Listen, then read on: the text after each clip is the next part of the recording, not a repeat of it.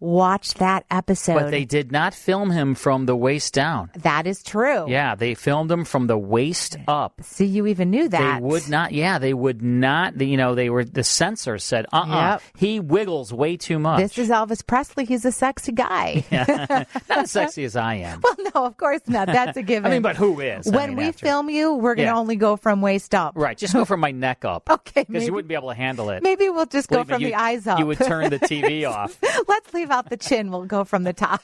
You mean all my chins? That's what I'm saying. Right. Okay. Multiple chins. All right. Also, on July 9th of 1956, Dick Clark began hosting American Bandstand. Wow, it started in 1956? It sure did. All of this is 1956. Did you used to watch American Bandstand? Oh, of course. I did too. That's why I can dance so great today. Oh, it must be because of American Bandstand. Remember that show, though? Remember the black and white version? They were all dancing. I used to think those were really special people that got to dance up on the platforms. Yeah. And they had a lot more camera time than the regular groups. And I thought, well, that could be me. American Bandstand. Right? Wow. 1956. Dick Clark. Also, now this is a really great fact. On NBC introduced its multicolored peacock logo. Wow, that's when it came out, huh? Yep, to entice people to buy that? color TVs manufactured by RCA, which owned the network. Right, and they would make that sound. It was like the peacock and then the sound. It would Yep, I remember that. That was all 1956. Wow. So gives you a little bit of history into 1956 and what was going on. Very, very cool, Lisa. Just the facts. Lisa has all the facts for you. Oh, yes. Well, not all of them, but a few important ones. The top of the hour, every hour here on the WGN Radio Theater. But right now, it is time for Gunsmoke. Now, Gunsmoke was an adult Western series. It was created by Norman Macdonald and John Meston. Came to radio in 1952, lasted all the way until 1961. And now these were stories in and around Dodge City, Kansas in the mid to late 1800s. And Marshal Matt Dillon was played by William Conrad. Parley Bear was Deputy Chester Proudfoot. Howard McNair was Doc Adams. Georgia Ellis was Kitty Russell. And Dillon was a lonely, very isolated man. He was toughened by a hard life. And it was very popular, because it was really an adult Western. This was not like The Lone Ranger for kids or Hopalong Cassidy. This was for adults, a good Western. And you know what? It was so popular on radio that they did a transition to television, and it became even more popular on TV. And it really paved the way for all kinds of other Westerns like The Rifleman and Wagon Train and, all the adult Westerns, Bonanza. Yeah. These were all super, super popular on television. And all of those that we just mentioned air on our very own Antenna TV. Don't miss it because they air on Antenna TV just about every single day and night.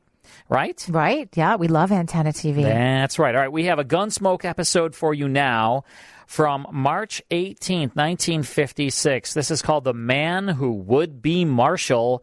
Here's William Conrad in Gunsmoke.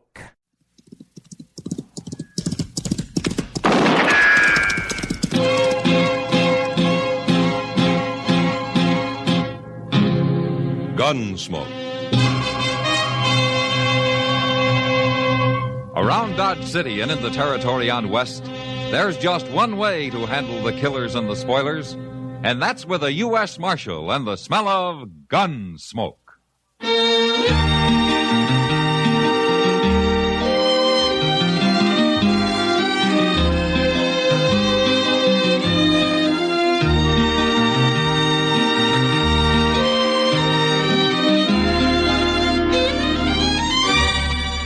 Gunsmoke, starring William Conrad. The transcribed story of the violence that moved west with young America. And the story of a man who moved with it. I'm that man, Matt Dillon, United States Marshal. The first man they look for and the last they want to meet.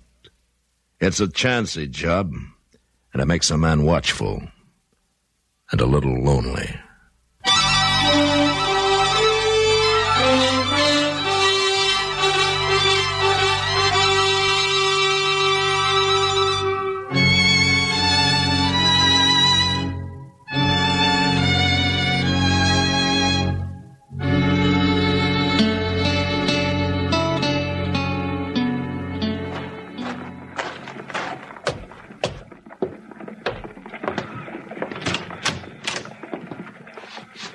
This the marshal's office? Yeah, come in, stranger. You're Marshal Dillon? I am. My name's Egan, Marshal. Emmett Egan. I'm glad to know you. This is Chester Proudfoot. How do you do? Hello? The purpose of my visit may surprise you, Marshal. Well, if it doesn't mean trouble, it sure will. I've just deposited $50,000 in the bank here. Huh? That's a lot of money, Egan. Well, it's taken me ever since the war to earn it. I've been up in Chicago, Marshal, running cattle auctions for a man named Swift, but I'm through with that now. No? I'm going to try something new. Marshal, I don't intend any insult. But if you need money, name your price. I'm afraid I don't follow you, Egan. I want your job. What? I want to be Marshal here. All right, say it out, Egan. I'm serious, Marshal. There are no tricks to this. I've been to Washington, and the War Department's endorsed my application, but they tell me there are no openings, so I came to Dodge. I thought if I can somehow persuade you to quit, maybe they'll put me on here. I think you are serious. Oh, I am. It's simple enough. I'm tired of the kind of work I was doing, and I want to try this. Something exciting. Oh, I see. What would you advise me to do, Marshal? Go back to Chicago. You're a lot safer there. You think I'm not qualified to be a lawman? Well, you're wearing a gun. Well, I'm accustomed to authority, Marshal. I was a major under General McClellan. Took my first bullet in the Chickahominy in '62. I see. Is this your first trip to the frontier, Mr. Egan? It was my first since '67. Uh-huh. And I still advise you to go back to Chicago. No, Marshal. All right, Mr. Egan, you want this job so bad, you can have it as far as I'm concerned. Now, Mr. Dillon. There's very little money in it and absolutely no thanks. I've been a live target for every drunken bum and glory hunter in Kansas about long enough. You mean it, Marshal? Yeah, but on one condition. Yes. That you hang around for a week, see what it's like. And then if you still want it... Oh, I'll want it all right. All right, then we'll start right now. I'm ready. What do we do first? You all set, Chester? Yes, sir, I guess so. All right, then follow me.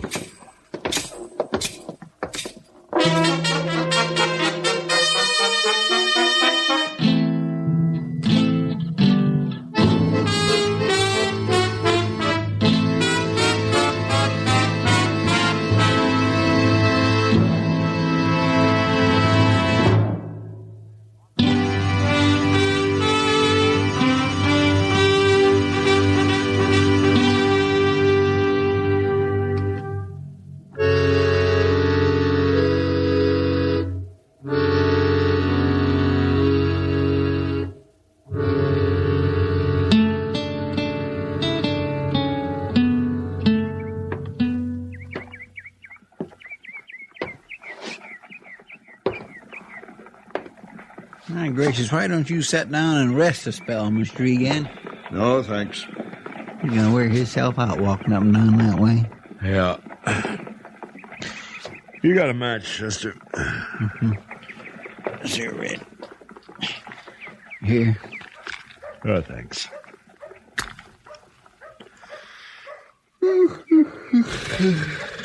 Dodge sure ain't very lively today, is it?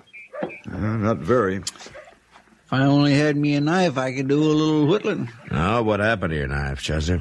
Well, it was about wore out, so I traded it to a small kid I know for a flipper. Why don't you get yourself another one? Mr. Dillon, I am so mean poor, I just couldn't stand the outlay of another knife. Yeah, I forgot. Hey, look there. Somebody hadn't ought to be in town. Oh, where? Who?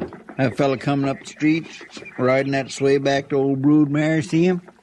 He looks like a farmer. If you call a man whose wife hoes a 10-yard patch of mealy potatoes a farmer, then he's one, all right. You said he shouldn't be in town. He can't be very dangerous. He's dangerous to himself. Oh, what do you mean? Why, he gets a doggone drunk every time he comes in here. He can't hardly climb back up on that old mare.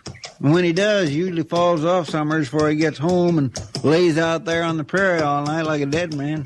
It's a pure wonder he ain't been et by something.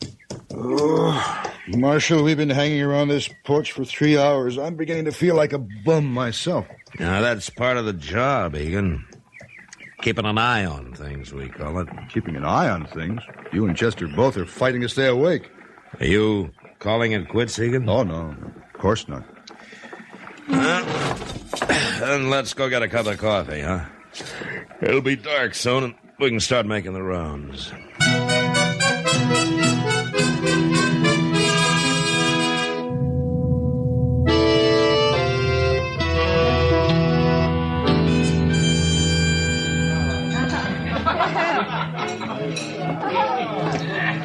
What's the name of this place, Marshal? It's called the Long Branch. Oh, here comes somebody you ought to know. Evening, Mac. Oh, Kitty. How long you been sitting here? No, not long. Kitty, this is Emmett Egan. How do you do, Miss Kitty? Mr. Egan? Why don't you sit down? I hear you may be our new marshal. What? Now, how in the world... Well, Chester was in a while ago. It's true, isn't it? Well, it isn't exactly settled yet, Miss Kitty. But you want the job. Yes? Why? Well, let's say I was bored with what I was doing. Sure. That's happened to a lot of ex-soldiers. They can't stand peacetime. Me in particular, I guess. Why don't you re-enlist? The cavalry keeps busy out here. I tried that, Miss Kitty. You did? Back in 67. 67? Mm-hmm. Oh, yeah. The Cheyenne and the Sioux were real active that year, weren't they? Yes, they were, but not where the cavalry was. Wait a minute. Were you with General Hancock? That's right, Marshal. We took to the field for 4 months. We marched and counter-marched all over this country, and then we returned to Fort Harker. Well, what was wrong with that? Well, all we did was burn one empty village, kill 2 young Cheyenne braves, both of whom we later found out were friendly. It took 1,100 men to do that. Oh. Mr. Dillon. Yeah, what is it, Chester? I don't know for sure, but I hear there's some kind of trouble down at Moss Grimmick's stable. Well, it's about time something happened around here. Yeah. Now, don't forget, Egan. When it does, somebody usually dies.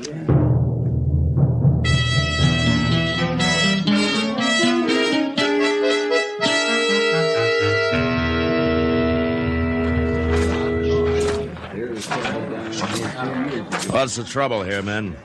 Inside. Where's Moss Grimmick, Chester? Well, he ain't here, Mr. Dillon. They say Leonard Phibbs there is the one who knows about it. Oh, Phibbs, a little sodbuster? Yes, sir. Hey, Phibbs, come here. What's going on here, Phibbs? Inside, Marshal. Back there in the stall. Oh, what's back there? Bad, Marshal. Real bad. Don't nobody go in there. It's real bad. What is? Who's in there, Phibbs? Not even you, Marshal. Not nobody. Leave him alone, I'm warning you. Oh, he ain't got good sense, Mr. Dillon. No use talking to him. It's real bad in there. Yeah, something's got him scared half to death. I'm going to go take a look. You stay here, Chester. I'm going with you, Marshal. Look, Egan, I don't know what's in there. It could be a crazy man with a gun looking for blood. It could be anything. Action is what I came here for, Marshal, and you said I could hang around. All right. But you get out of the way if there's any shooting. I'm not entirely a novice with a gun, Marshal. No, but you're not a professional either. Now stay at least 10 paces behind me. Right.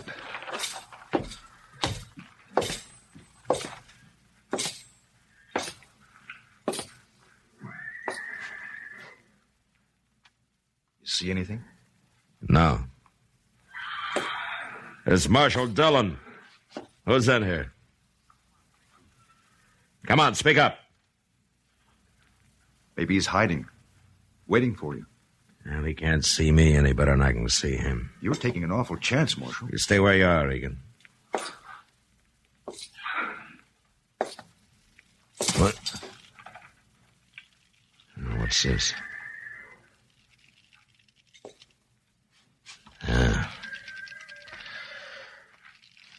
Chester, bring a lantern.